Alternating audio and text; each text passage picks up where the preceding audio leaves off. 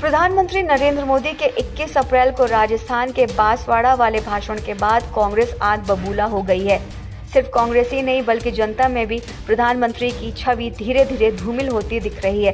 प्रधानमंत्री ने जिस तरह का बेतुका बयान दिया उससे लोगों में नाराजगी देखने को मिल रही है और साथ ही आयोग की भूमिका पर भी लगातार सवालिया निशान खड़े हो गए हैं।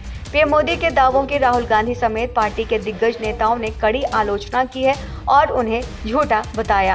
कांग्रेस इस मामले में चुनाव आयोग भी पहुंची है, जहां बीजेपी के खिलाफ आचार संहिता उल्लंघन से जुड़ी 16 शिकायतें भी दर्ज कराई गई हैं। पीएम मोदी ने पूर्व प्रधानमंत्री मनमोहन सिंह के एक पुराने भाषण का हवाला देते हुए मुसलमानों पर टिप्पणी की थी, जिसमें उन्हें घुसपैठिए और ज्यादा बच्चा पैदा करने वाले कहा था। इसके बाद लोग भी प्रधानमंत्री से काफी ज्यादा नाराज हैं। हालांकि पीएम मोदी ने मनमोहन सिंह के जिस 18 साल पुराने भाषण का हवाला दिया था, उसमें मनमोहन सिंह ने मुसलमानों को पहला हक देने की बात ही नहीं कही थी। मनमोहन सिंह ने साल 2006 में कहा था, अनुसूचित जातियों और जनजातियों को पुनर्जीवित करने की जरूरत है। हमें नई योजनाएं लाकर ये सुनिश्चित करना होगा कि अल्पसंख्यकों का और खासकर मुसलमानों का भी उत्थान हो सके, विकास का फायदा मिल सके। इन सभी का संसाधनों पर पहला दावा होना चाहिए। यहाँ पर गौर करने वाली बात है कि पहला दावा होना चाहिए ये कहा था मनमोहन सिंह ने, ना कि हक होना चाहिए। लेकिन प्रधानमंत्री मोदी ने गलत कोट करते हुए हक बताया और उसके बाद वो सबकी नज़र में झूठे बन गए। मनमोहन सिंह ने अंग्रेजी में दिए भाषण में क्लेम शब्द का इस्तेमाल किया था। पीएम मोदी के बयान की आलोचना ये कहकर की जा रही है कि वो कैसे देश के करीब 20 करोड़ मुसलमानों को घुसपैठिया शब्द कह सकते हैं। बीजेपी प्रवक्ता गौरव भाटिया ने इस पूरे मामले पर पर्दा डालते हुए प्रेस कॉन्फ्रेंस तक कर डाली। उन्होंने कहा कि इंडिया अलायंस के लिए जो भारत में गैर कानूनी ढंग से घुसते हैं वो देश की जनता से ज्यादा महत्वपूर्ण है। बिना लाग लपेट के कोई बात कहने के लिए बहुत हिम्मत चाहिए। वहीं राजनीतिक शिकायतों के अलावा 17,000 से अधिक आम नागरिकों ने भी चुनाव आयोग से मांग की है कि प्रधानमंत्री द्वारा दी गई इस हेट स्पीच के लिए उन पर सख्त से सख्त कार्रवाई की जाए।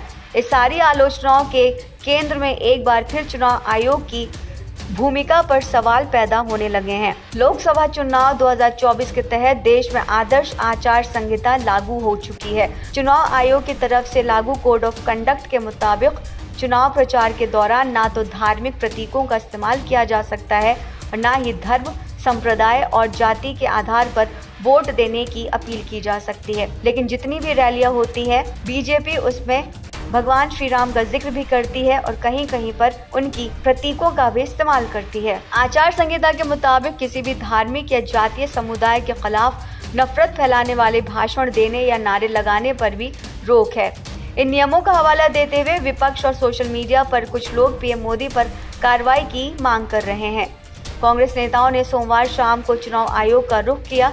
जयराम रमेश ने कहा कि हमने जनप्रतिनिधि कानून 1951, सुप्रीम कोर्ट के फैसलों और चुनाव आचार संहिता के उल्लंघन वाली 16 शिकायतों को आयोग को सौंपा है। कांग्रेस ने उम्मीद जताई है कि इन शिकायतों पर तुरंत कार्रवाई की जाएगी। ये शिकायतें 18 से 22 अप्रैल के बीच हैं। आइए जान लेते हैं कि वो प्रमुख शिकायतें कौन कौन सी हैं। शिक्षा विभाग की ओर से आचार संहिता के दौरान यूजीसी में नियुक्ति, बीजेपी उम्मीदवार तपन सिंह गोगोई का वोटर्स को रुपए बांटना, यूपी में सरकारी स्कीम के प्रचार में पीएम मोदी की तस्वीर का बुरी तरह से इस्तेमाल करना, चुनावी प्रचार में धार्मिक छवियों और राम मंदिर का इस्तेमाल करना, केरल में मॉक चुनाव के दौरान ईवीएम मशीनों की गड़बड़ी, चुनावी अभियान में सेना की तस्वीरों का बीजेपी की ओर से इस्तेमाल किया जाना। चुनाव आयोग की ओर से इन शिकायतों पर अब तक कोई प्रतिक्रिया नहीं आई है। न ही चुनाव आयोग की ओर से प्रधानमंत्री मोदी के बेतुके बेसर पैर के बयानों को लेकर के कोई नोटिस जारी किया गया है और न ही कोई कार्रवाई की गई है। इससे पहले बीते महीने मार्च में टीएमसी सांसद साकेत गोखले ने चुनाव आयोग में पीएम मोदी के खिलाफ आचार संहिता उल्लंघन मामले में एक शिकायत दर्ज करवाई थी। साकेत गोखले ने कहा था कि पीएम मोदी ने चुनावी रैली में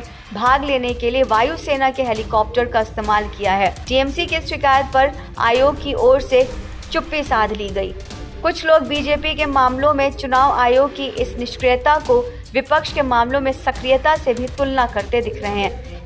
एक रिपोर्ट के मुताबिक नवंबर 2023 में आपको याद होगा, राहुल गांधी ने जब बिना नाम लिए पीएम मोदी को पनौती कहा था, तब आयोग ने राहुल को नोटिस जारी किया था। बात यही नहीं रुकती है। हाल ही में कांग्रेस नेता रणदीप सुरजेवाला ने हेमा मालिनी पर जो आपत्तिजनक टिप्पणी की थी, इसके बाद 48 घंटे के लिए उन पर रोक लगा दी गई थी। हालांकि 16 अप्रैल को चुनाव आयोग ने आचार संहिता लगने के 1 महीना पूरे होने के बाद बयान भी जारी किया। चुनाव आयोग के मुताबिक करीब 200 शिकायतें आयोग के पास आई हैं। इनमें से 169 पर एक्शन लिया जा चुका है। 51 शिकायतें बीजेपी की तरफ से करवाई गई हैं, जिनमें 38 मामलात में कार्रवाई हो चुकी है। कांग्रेस की तरफ से 59 शिकायतें आई हैं, जिनमें से 51 मामलात सुलझाए गए हैं। दूसरे राजनीतिक दलों की ओर से 90 शिकायतें आई, जिनमें से 80 मामले सुलझे हैं। चुनाव आयोग की ओर से कांग्रेस और आम आदमी पार्टी की शिकायतों पर कार्रवाई करने की बातें भी कही गई हैं। इनमें चुनाव का ऐलान होने के बाद व्हाट्सएप पर सरकार की ओर से विकसित भारत का मैसेज भेजने पर रोक लगाने, कांग्रेस की शिकायत पर हाईवे, पेट्रोल पंप जैसी जगहों पर नियमों के अनुसार प्रचार करने जैसे निर्देश देने की बातें बताई गई हैं।